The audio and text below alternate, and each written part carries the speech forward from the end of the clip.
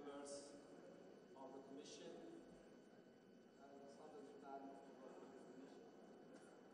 The right course and the immediate step would be to build on the present goodwill, attitudes and cooperation surrounding the referendum and encourage both parties of the CPA to continue discussion and quickly conclude an agreement on the outstanding issues, including ABA, the North-South border, citizenship, and others.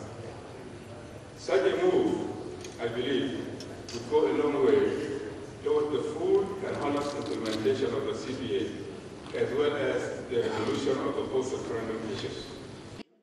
The parties need now to reach agreement on all outstanding CPA issues and the key post-referendum arrangement. The European Union will continue to support such efforts. This has clearly shown that by working together in respect of one another's interests and choices, the Sudanese people, even in separation into two states, can build a peaceful and prosperous common future and become a model for the region and the African continent. Thank you. In close coordination with local institutions.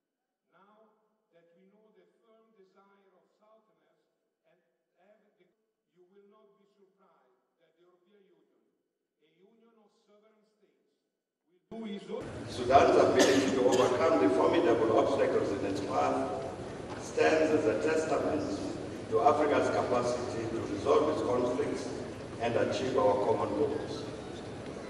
And conversely, Africa cannot afford to see Sudan again plunge into turmoil.